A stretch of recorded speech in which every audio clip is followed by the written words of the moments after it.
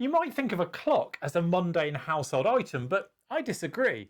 In this video, I'm going to show you 37 ways you can use clocks in escape rooms, puzzle hunts, or constructed adventures. You could read the hours and minutes as a 4-digit code to unlock a padlock. A broken clock with its glass face shattered could give the time of death at a murder scene. The clock face might have letters or symbols instead of numbers, and the hands point to letters to spell a word or code. The angle formed by the hands could be interpreted as a semaphore flag signal. Or the hour, minutes and seconds could be a coordinate value, so a point in time can be used to represent a position on a map. If you shine a UV light, it could reveal a hidden message written on the clock face. Or place an overlay on top of or around the clock, which provides a decode key. The clock hands might point in the direction of an item in the room, or indicate a spot on the clock face that you have to touch to activate a hidden sensor. The clock mechanism might run backwards, and you have to look at the reflection in a mirror to read the correct time. Now those are just examples of telling the time, but what about setting the hands to a particular time to activate a mechanism? For a single hand, you can just mount the clock hand directly onto the shaft of a 12-way rotary switch. You could place magnets on the back of the hands, which activate sensors hidden behind the clock face when they line up with them. Or you could use an optical sensor, which detects when a beam of light is reflected back when the clock hand passes in front of it. You could use rotary encoders on a dual shaft mechanism such as this one. These cogs make each hand turn a different shaft. A rotary encoder doesn't detect the position of the hands, but the rotation they make. Maybe if you rotate the hour hand anti-clockwise through 360 degrees, you go backwards in time to the previous day. If there are other clocks or timekeeping devices nearby, you might set the time on the clock to match those.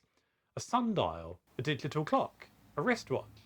Maybe you have to deduce the correct time from looking at clues in the environment around you, the position of stars as they move across the night sky, a scheduled TV or radio broadcast, a cockerel that always crows at 6 AM every morning, or observing the angle of shadows cast by the sun. Now, if you know the time somewhere else in the world, you can calculate the local time based on the difference in time zones between those places. And there's other ways to interact with the clock besides simply setting the time. You could wind up an old clock mechanism with a winding key, or unlock and open the front door of a grandfather clock to obtain an item inside. Reach inside and stop the pendulum swinging. Perhaps you can climb right through the body of a clock and discover an entrance to a hidden area. The clock hands could detach and be used as a key or tool in another mechanism. A cuckoo clock or other mechanical element could pop out holding an item. Or a missing gear might need to be inserted to complete the clockwork mechanism and allow it to turn. Clocks are associated with distinctive sounds. There's the tick-tock, the beeping of a digital alarm clock, and chimes and bells ringing. Maybe the ticks and tocks could be interpreted as dots and dashes of Morse code, or a secret message encoded in tap code. The ticking pattern could be a rhythm that you must repeat back. Now for a regular clock, that rhythm would be a steady beat of 60 BPM, which could be detected by an electronic metronome. Some clocks chime, which might indicate that an important event has occurred. The melody of the chimes might provide an ordered sequence of notes that must be entered elsewhere. Or perhaps the chime blocks need to be reordered to make them play the correct melody.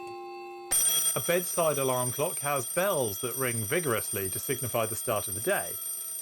And any device so intimately related to time is also associated with fantastical concepts like time travel, time running out, or time standing still. A clock could speed up to indicate passage of time, perhaps to fast forward to the end of a process. A clock stopping would indicate time freeze. That's most noticeable if the sound of ticking and the motion of a pendulum swinging also abruptly stop. An irregular or erratic ticking creates a kind of unnatural or creepy atmosphere. And if the hands of a clock spin wildly, it might indicate a magical or supernatural presence.